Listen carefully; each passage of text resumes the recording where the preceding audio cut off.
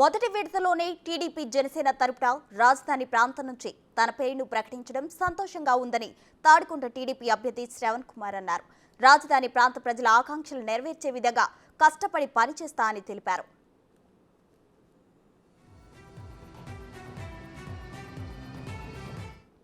నిత్యం ప్రజల్లో ఉండే తనకు సీటు కేటాయించిన చంద్రబాబు నమ్మకానికి న్యాయం చేసే విధంగా నడుచుకుంటా అని అంటున్న శ్రవణ్ కుమార్తో మా ప్రతినిధి Sai Shankar face to face. ఉమ్మడి జనసేన టీడీపీ సంబంధించి మొదటి విడతలో గుంటూరు జిల్లా తాడికొండ నియోజకవర్గం నుంచి తెనాలి శ్రవణ్ కుమార్ని ప్రకటించడం జరిగింది. ప్రస్తుతం ఆయన మనతో పాటు ఉన్నారు. ఏ విధంగా ఫీల్ అవుతున్నారు అనేది తెలుసు. సార్, మొదటి విడతలో రాజధాని ప్రాంతంలో ఏదైతే రకట జరుగుతుందో అక్కడ మీ పేరును ప్రకటించడం ఏ విధంగా చూడొచ్చు? సంతోషంగా ఉంది. రాజధాని ఉద్యమంలో నేను కూడా భాగస్వామిని. నాకు అనిత్యం బాధ ఉండేది. రాజధాని కోసం 33,000 ఎకరాల భూమిని ఇప్పించడంలో క్రియాశీలక పాత్ర పోషించాను. వారు అన్యాయం అయిపోతున్నారు. రైతాంగ సోదరులను ఇబ్బందులు పెడుతున్నారు. పోలీస్ కేసులు, జైళ్ల పాలు, దమనకాండ, లాఠీ చార్జీలు, దుర్మార్గాలు ఎన్నో చేశారు.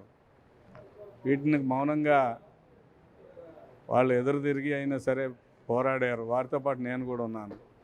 నాకు సీట్ అనౌన్స్ చేసినందుకు సంతోషపడుతూ రాజధాని ప్రాంత ప్రజల యొక్క ఆకాంక్షలు నెరవేర్చేలాగా కష్టపడి పనిచేసి. ఊహించిన పరిణామమేనా, లేకపోతే అనేక మంది పోటీ పడ్డారు అక్కడ సీట్ కోసం? ఏ విధంగా చూడొచ్చు?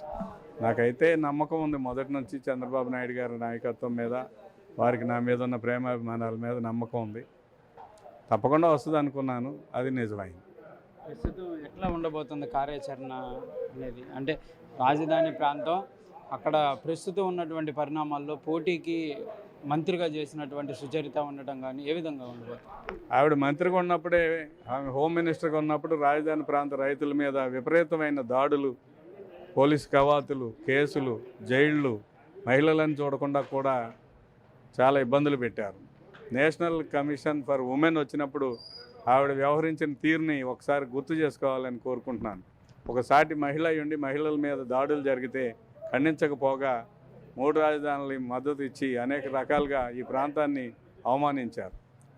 తను ఇప్పుడు క్లెయిమ్ చేసుకుంటున్నారు, మా సొంత నియోజకవర్గం, సొంత మండలం ఉందని. సొంత నియోజకవర్గంలో రాజధాని వస్తే ఎందుకు కనీసం నోరెత్తి కూడా మాట్లాడలేదని నేను ప్రశ్నిస్తాను. రాజధాని పోరాటంలో మహిళలది చాలా ముఖ్యమైన పాత్ర. ఈ మహిళల మీద దమనకాండలో ఆమె కూడా ముఖ్యమైన ఒక హోంమంత్రిగా ఆమె కూడా భాగస్వామి. జగన్మోహన్ రెడ్డి ఒక్కరితో పాటు ఆనాటి హోంమంత్రిగా ఉన్న సుచరిత గారు కూడా బాధ్యత తీసుకోవాలని కోరుతున్నాను. సార్, బలహీన వర్గాలకు ఇళ్ల స్థలాల పంపిణీ కూడా చేపట్టి అక్కడ అభ్యర్థి నిలబెట్టి ముందుకు వెళ్తున్నాం అనే విధంగా వైసీపీ చెప్తుంది. మీరు ఏ విధంగా ఎదుర్కోబోతున్నారు ఈ సవాల్?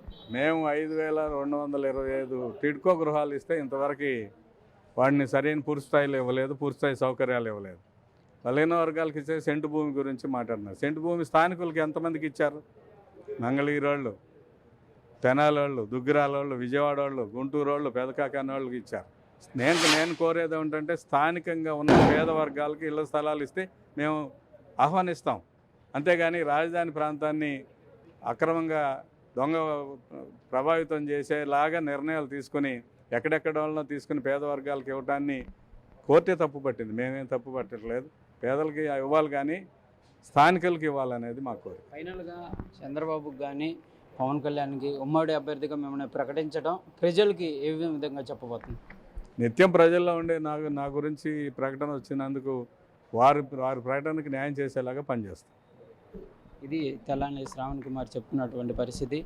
ప్రజల కోసం ఎవ్రీడే అక్కడ రాజధాని ప్రాంతం కోసం అనేక పోరాటాలు చేసినటువంటి నేపథ్యంలో తన పేరుని ప్రకటించడం చాలా ఆనందంగా ఉందనే విధంగా, దాంతోపాటు తనను గుర్తించి తనకు అభ్యర్థినిగా ప్రకటించినటువంటి బలం ఏదైతే ఉందో దానిని తాను నిరూపించుకుంటాననే విధంగా కూడా చెప్తున్నటువంటి పరిస్థితి ఉంది. కెమెరామ్యాన్ సిద్ధుతో సాయి శంకర్, గుంటూరు నుంచి.